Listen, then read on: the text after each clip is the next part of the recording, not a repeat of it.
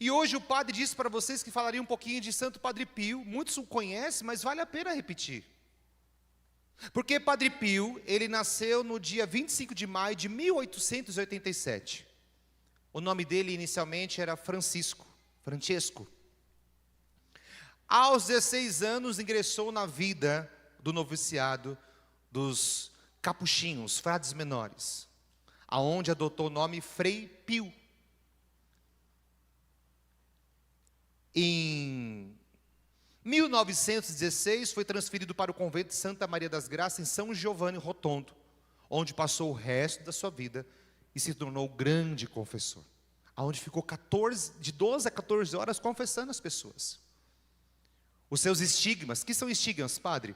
Estigmas são feridas no corpo. Padre Pio teve os estigmas nas mãos, teve os estigmas de Jesus no seu corpo, visíveis, sangrava, mas não cheirava mal, saía cheiro de flores. É impressionante. Então, em 1918, as chagas de Cristo, que ele já possuía de forma invisível, tornam-se visíveis em suas mãos e seus pés, justamente num dia que ele estava contemplando e adorando a cruz de Cristo. Padre Pio era conhecido por dons de bilocação. O que é bilocação? Imagina que eu estou aqui, mas de repente, em algum lugar, alguém pede minha oração, eu apareço lá em algum lugar agora, nesse momento, rezando com uma pessoa lá em outro lugar. Bilocação. Alguns santos tiveram. Padre Pio teve essa grande graça, estar em 2 lugares ao mesmo tempo. Passava horas no confessionário. Padre Pio construiu um hospital, se um dia você tiver essa graça, vale muito a pena, lá na Itália, em São Giovanni Rotondo, onde fica o corpo de Padre Pio incorrupto. Lá você pode encontrar o confessionário original que Padre Pio atendia as confissões, está lá até hoje, fica numa redoma de vidro, as pessoas jogam intenção por cima assim, ali as pessoas rezam, ficam ali pertinho. O altar que ele celebrava, eu celebrei lá também já naquele altar.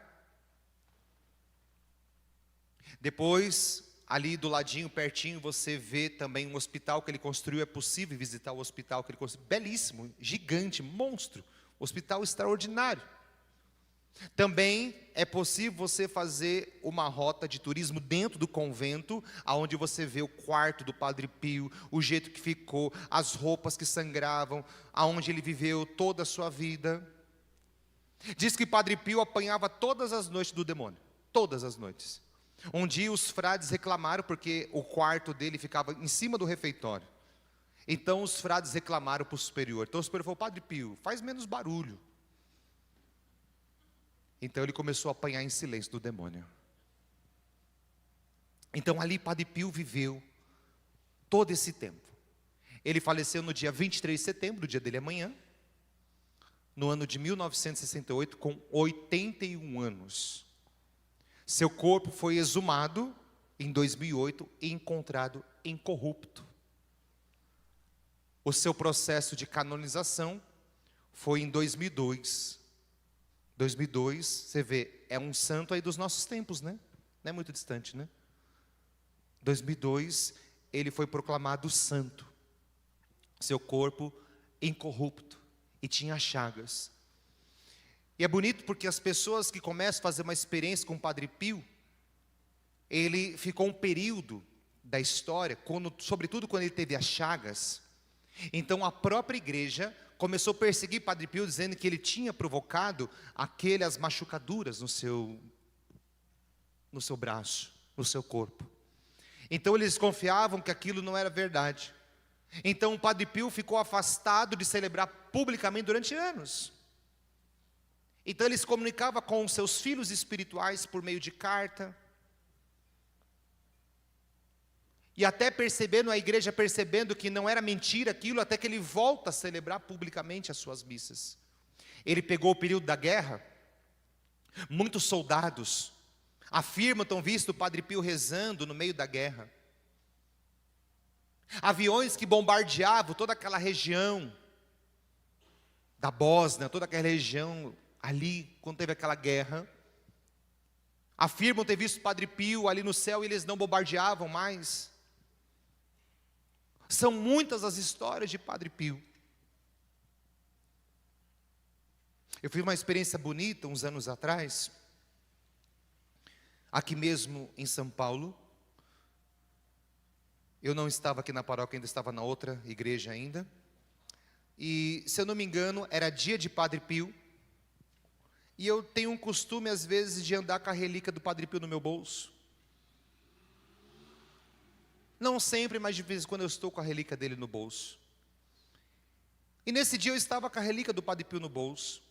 E eis que surge uma unção dos enfermos num hospital aqui de São Paulo. Então, me prontifiquei aí, uma médica, jovem, com câncer, muito agressivo, já estava bem deteriorado, já estava bem ferida no seu câncer, na sua doença. Então, quando cheguei, ela não me conhecia, eu também não a conhecia. E conversa vai, conversa vem, ela disse: eu pedi muito que Deus hoje mandasse aqui um filho de Padre Pio para me visitar. Um sacerdote, filho de Padre Pio. E que bom que você veio. Eu falei assim: por sinal, eu estou com uma relíquia aqui no bolso. Tirei. E entreguei. Falei: pega para você essa relíquia, você precisa mais do que eu. Padre Pio, ele tem uma capacidade de aparecer, uma capacidade, né? O Frei Marcelo poderia falar muito melhor do que eu, porque também é filho de Padre Pio também. É uma coisa mística. Padre Pio tem uma coisa com os seus filhos, uma forma de conduzir os seus filhos, até hoje.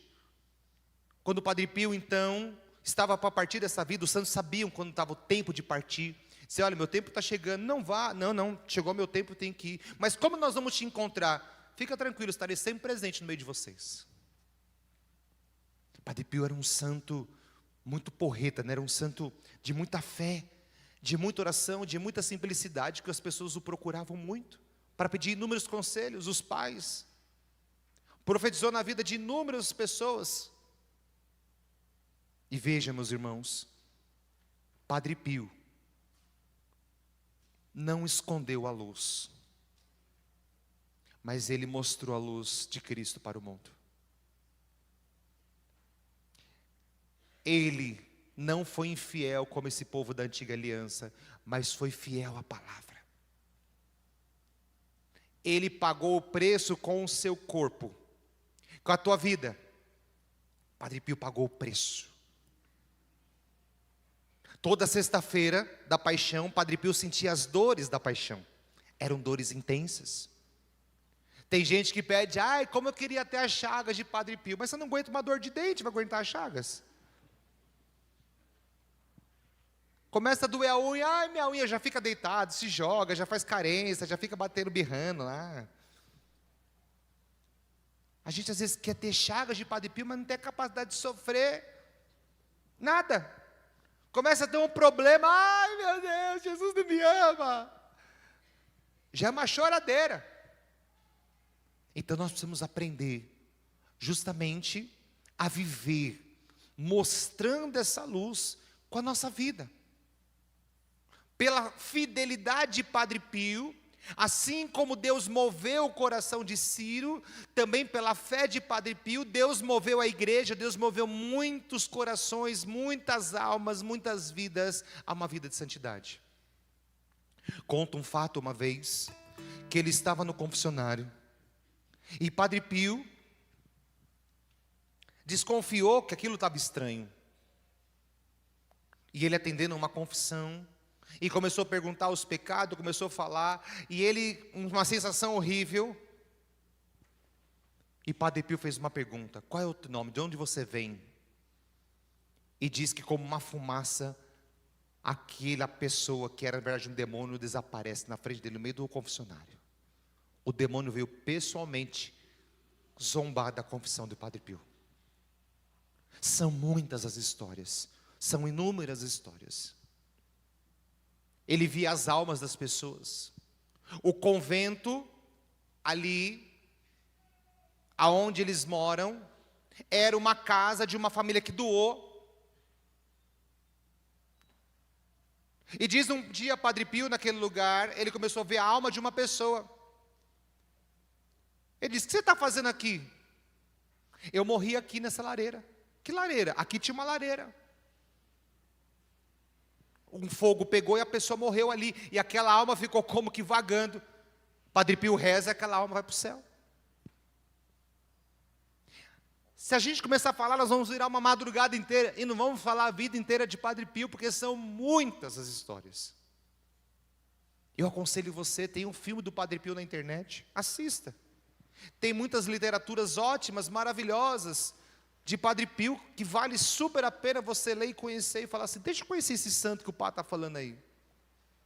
Será que de repente Padre Pio não quer que você caminhe com ele? Não é à toa que essa liturgia caiu bem na segunda-feira ali, ó, coladinho, vamos dizer assim, que são as primeiras vésperas já de Padre Pio. E pensar quanto bem ele já fez à igreja. Quantas coisas lindas. Eu conheço inúmeras pessoas que vão à Itália, a São Giovanni Rotondo, e às vezes vão tirar uma foto da igreja e Padre Pio aparece andando no meio da foto. Já me mostraram, eu já vi. Não é nenhuma, nem duas, nem três, várias. Várias. É um lugar muito místico, aonde nós encontramos a presença, o corpo dele fica lá, numa redoma de vidro, como se estivesse aqui nesse altar assim, ó, um vidro aqui que divide, você fica rosto a rosto com o Padre Pio. É uma delícia. Pensa que é gostoso. Ali você reza, ali você fica, é uma capela gostosa de ficar, silenciosa, ali você reza. Aí você fica na fila, aí daqui a pouco a fila esvazia, você entra na fila de novo, fica lá de novo. Aí daqui a pouco o guardinha, está enchendo, aí você, tá bom, aí você esvazia, você corre lá de novo. É extraordinário. Padre Pio soube colocar Deus sobre um candelabro, sabendo sair e exaltar a Cristo, erguer Cristo, a manifestação de Deus, mostrando esta luz ao mundo, pagando o preço com a sua vida. Lembre-se, meus irmãos, todas as vezes que você tentar ser um homem de Deus, uma mulher de Deus, na simplicidade, gente, e aí eu não estou falando de ter dons extraordinários, ter chagas, não estou falando nada disso.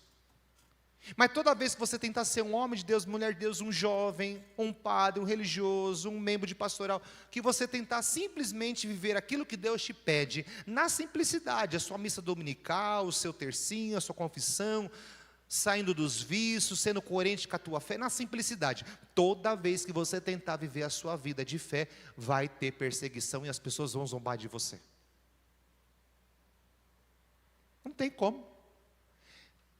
Não precisa ser missa de cura, não precisa ser de um movimento específico, basta usar seu crucifixo, ser um homem de Deus, falar não para o pecado, não para certas amizades, não para certas manias, não para certas fofocas. Quando você começa a falar não, isso eu não quero para mim, eu quero aquilo que é de Deus para a minha vida, quero ser coerente, quero fazer o que é certo. Basta você fazer o que é certo, o demônio vai te perseguir, o demônio vai aprontar para cima de você, humanamente as pessoas vão zombar, e você sabe que você vai passar apertado. E às vezes a perseguição vem dentro de casa. A perseguição vem dentro, no meio de nós. É ali dentro. É no meio de nós que a coisa acontece, é dentro. É ali. E aí você tem que se coordenar e falar assim, bom, o que estão falando não me importa, estão dizendo não quero nem saber. O que eu tenho que saber é assim, eu estou agradando a Deus? Estou. Isso basta para mim. Porque se eu preocupar o que estão pensando e começar a tentar diminuir a fé, eu vou usar meu corpo para esconder a luz. E quais serão as consequências? As consequências serão Babilônia. Perca de graça, perca de bens, perca de tudo. Vamos perder a graça, vamos perder a unção, vamos perder. Mas se eu mostro Cristo e pago com a minha carne, então qual a consequência? A unção, a graça, o milagre, a cura, a conversão. Aí vem tudo sobre a minha vida. É uma escolha que fazemos. É uma escolha que fazemos como cristão. Padre Pio fez a escolha dele, São José fez a escolha dele, Santa Rosalia fez a escolha dele. Cada um de nós fazemos as nossas escolhas. Se eu quero mostrar a luz, se eu quero esconder a luz. Se eu quero as consequências da luz que eu mostro, ou se eu quero as consequências da luz que eu escondo. Se eu quero pagar com a minha vida, ou se eu não quero pagar com a minha vida. É uma escolha. Você resolveu vir para a missa de libertação. Você resolveu ir na missa dominical. Você resolveu rezar seu terço. Que bom, glória a Deus. Isso vai ter uma consequência. E a consequência qual que é? Deus vai mover o coração de quem precisar para que a tua graça e o teu milagre aconteça.